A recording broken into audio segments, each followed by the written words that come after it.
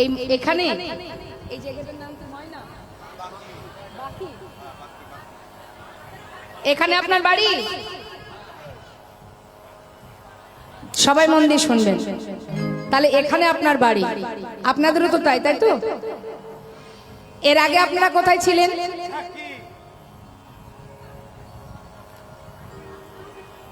কোথায় ছিলেন? বাপের বাড়ি। বেশ, তার আগে কোথায় ছিলেন? উপরে। উপরে কোথায় ছিলেন জানেন? নির্দিষ্ট ঠিকানাটা জানেন? জানেন না। যখন মারা যাবেন তখন কি এখানেই থাকবেন? আবার উপরে যাবেন? তা আমরা উপরে যাব না নিচে যাব আমরা তো জানি না। কর্ম যদি ভালো করি তবে তো উপরে যাব। তা উপরে জায়গাটা জানা আছে?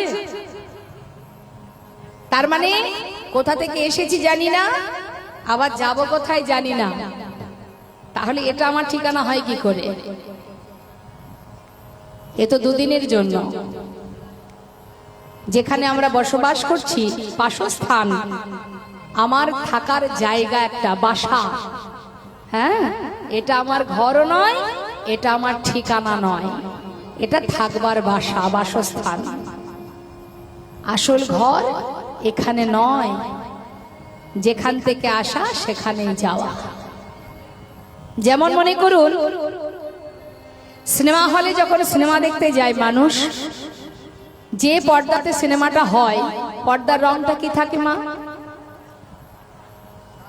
সাদা থাকে তো? বেশ, 3 ঘন্টা রং বেরঙের ওই সাদা পর্দায় রং বেরঙের একটা নাটক আপনারা দেখেন, কত রঙিন নাটক। দেখতে দেখতে পাগল হয়ে যান, কি ভালো লেগে যায়, তাই না? 3 ঘন্টা পর এই রঙিন নাটকটা দেখার পর খুব গভীরভাবে বুঝবেন কথাগুলো। ওই পর্দার রংটা কি রঙিন হয়ে যায়? সেই ঘুরে ফিরে সাদাই হয়। তা আমাদের জীবনটাও তাই। আমরা এখন রঙিন হয়ে বিচিত্র নাটক মঞ্চে নানাবিধ নাটক করছি, কিন্তু আমাদেরও আবার ঘুরে ফিরে সেই স্থানেই ফিরে যেতে হবে। তাই গৌর হরি বল, হরি বল। তাই তো রাম ভক্ত তুলসী দাস তিনি বলছেন, मन की तरंग को मार लो, बस हो गया भजन,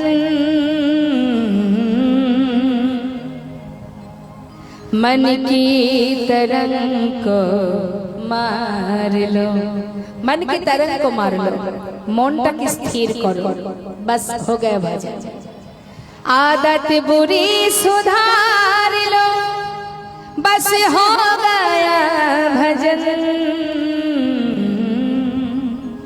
যত আছে মনের মধ্যে নোংরা চিন্তা, খারাপ চিন্তা, দুশ্চিন্তা, এগুলোকে দূরভূত করো, শুধরে নাও, बस हो गया भजन। आए हो तुम कहां से और जाओगे कहां, इतना दिल विचार लो, बस हो गया भजन।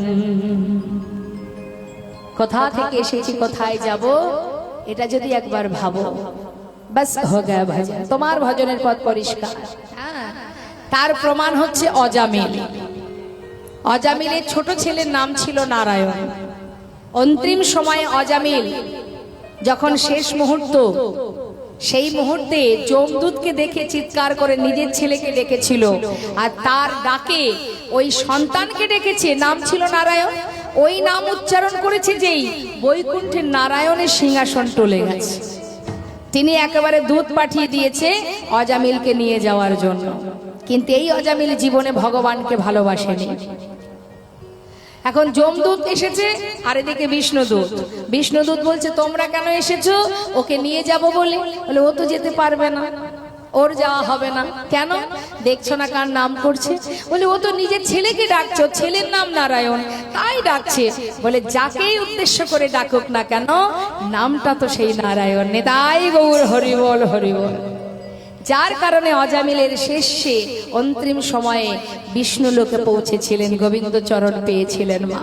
ওই অজামিল সারা জীবন অপরাধ করেও। আমরা অনেক সময় দেখবেন পাড়াপড়শিকে বলি, সারা জীবন যা অন্যায় করেছে, শেষ জীবনে এসে ভগবানকে ডাকলে কি আর ক্ষমা হবে? বলেন অনেকে। এটা ভুল কথা। যেদিন যে মুহূর্ত থেকে আপনি প্রভুকে স্মরণ করবেন, তার আগ পর্যন্ত জীবনে যত অপরাধী আপনি করেন না কেন, নিমেষেই সব ধুয়ে মুছে পরিষ্কার হয়ে যায়। প্রভু বলেন এটাই, তুমি যত অপরাধী করো না কেন, জীবনে কোনো সময় একবার কৃষ্ণ নামে যত পাপ হরে, জীবের সাধ্য নেই জীব তত পাপ করে।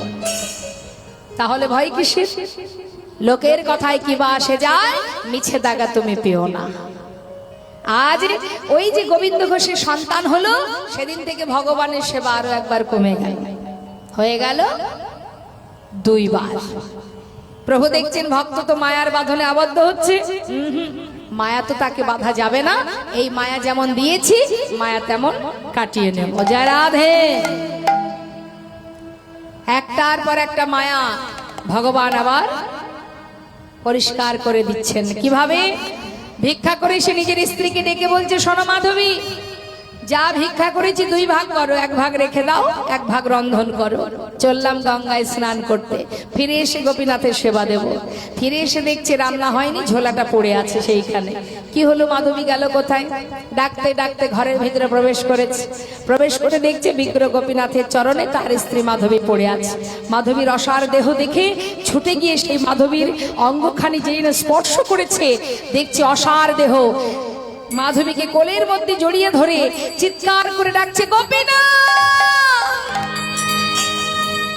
তুমি কি করলে গোপীনাথ? আমার মাধবীকে তুমি কেন কেড়ে নিলে? বলো গোপীনাথ, কেন কেড়ে নিলে তুমি? কি অপরাধ করেছিল আমার মাধবী? আমার মাধবীকে কেন কেড়ে নিলে তুমি? পাড়াপড়শি চিৎকার শুনে ছুটে এলো বাবা। এসে দেখছে মাধবীর অসার দেহ, গোবিন্দ ঘোষের কোলে তার স্ত্রী মাধবী। অসার দেহ দেখে গোবিন্দ ঘোষকে সান্ত্বনা দিয়ে বলেন, শান্ত হও, দেখো তোমার যদি হতো তোমায় ছেড়ে যেত না। আমরা বলি না আমার, না কিছুই আমার নয়। যেই না বলেছে পাড়াপড়শির যেটা ধর্ম, সান্ত্বনা দেওয়া, দেখো তোমার হলে সে তোমায় ছেড়ে যেত না, তোমার নয়। যে দিয়েছে সেই তো নিয়েছে।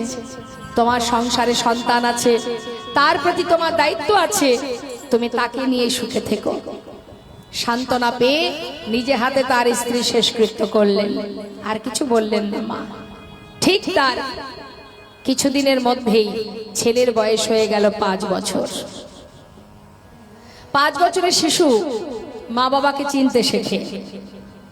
যেই না বাবা সন্ধ্যাবেলা ভিক্ষা করে ঘরে ফিরেছে, বাবার কোলে বসে জিজ্ঞাসা করছে, বাবা বাবা, সবার তো মা আছে, আমার মা কোথায়? কি উত্তর দেবে বাবা? বলবেটা কিসে? 5 বছরের শিশু কিবা বোঝে, সে কি সান্ত্বনা দেবে? কোলের মধ্যে চেপে ধরে জড়িয়ে ধরে সারা গায়ে হাত বুলিয়ে বলে, দুঃখ করিস না, আমি তো আছি, আমি তোর কোনো কষ্ট রাখবো না। কিন্তু এটা তো প্রশ্নের উত্তর নয় বাবা। প্রতিদিন ছেলের একই প্রশ্ন, বাবা তুমি তো আমার বাবা, আমার মা কোথায়? আমার বন্ধুদের যেমন মা আছে, আমার মা কোথায়?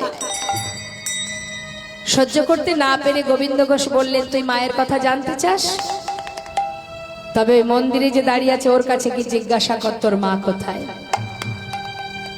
ছোট্ট 5 বছরের ছেলে বাবার কথা বিশ্বাস করে যেই না বাবা বাড়ি থেকে বেরিয়ে গেছে, সেই সুযোগে মন্দিরে ঢুকে বিগ্রহ গোপীনাথের সামনে